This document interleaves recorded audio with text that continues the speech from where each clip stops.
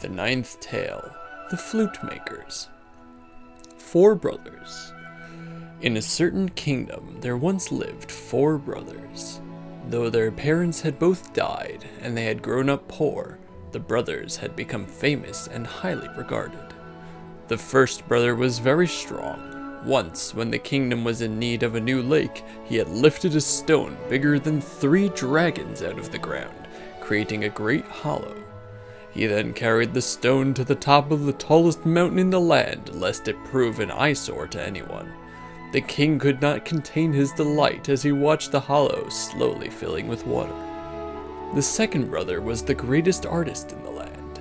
He went to the top of the mountain and carved wonderful sculptures from the stone that his brother had carried there, and offered them to the king, who was rendered speechless for the first time in his life by their beauty. The third brother was known as a master craftsman. He took the sculptures that his brother had made and erected sturdy walls between them, creating a mighty castle. He even used the remaining pieces of stone to build a working clock. The king was amazed at how it always told the correct time, despite being made of stone.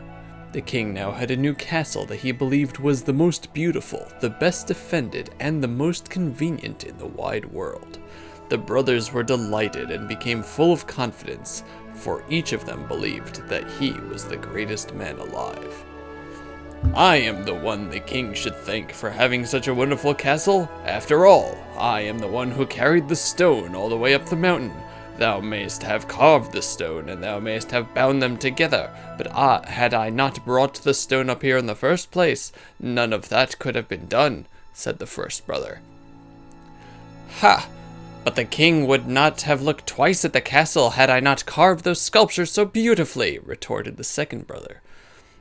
"And yet it was I took thy sculptures and made them into a castle. What use hath a king for sculptures, pray tell, beautiful though they may be?"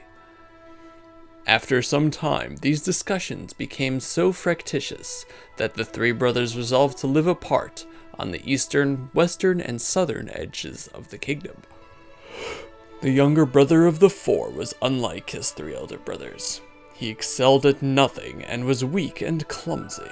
Though his older brothers would mock him constantly, the younger brother was a docile sort, and did not pay much heed to such insults.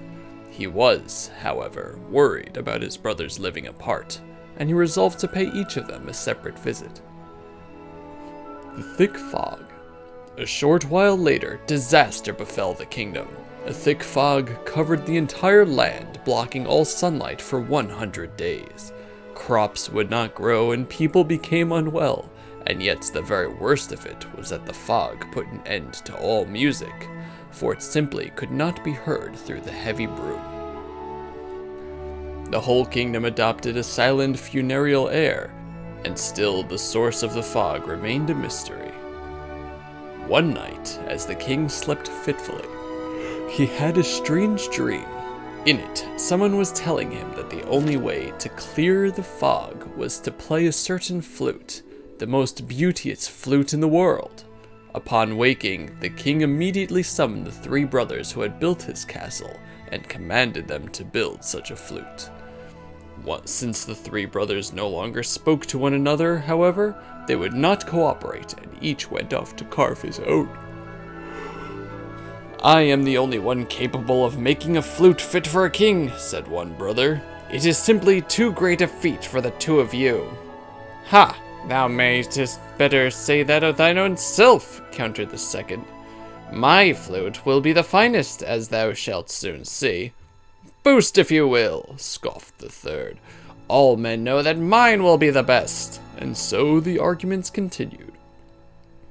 After some time, all 3 brothers finished making their flutes and went to present them to the king and his subjects. All the kingdom gathered on the shores of the lake that had been created by the first brother, anxious for the presentation to begin. The first brother picked up his flute, which was very big and made of stone and blue.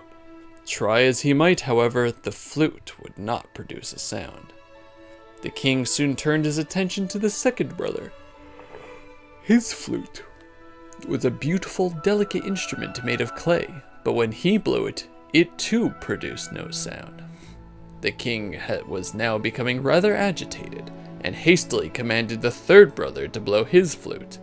It was made of a single bone, with holes drilled in the appropriate places, and yet it too could not produce a single note. The king was furious and banished the brothers from his sight. The world's greatest flute. Several days later, the king awoke to hear the song of the flute that he had dreamed about. It was a beautiful sound, one that cleansed the heart and brought tears to the eyes of royals, ministers, soldiers, plowmen, and even the baker's cat, who many had thought deaf. As the flute played on, the thick fog that had plagued the kingdom began to clear. The king was naturally delighted and started searching for the source of this blissful sound. Trusting to the evidence of his ears, the king came at last to the house of the fourth brother. There he found him and his three brothers sitting together with tears in their eyes. The king began to extend his warmest gratitude to the youngest brother, but was politely interrupted. "Alas, this flute was not my work. My three brothers built it." And he proceeded to explain all that had come to pass. The youngest brother had been visiting his three brothers every day, hoping to persuade them to work together as before, but his brothers were stubborn and would not listen.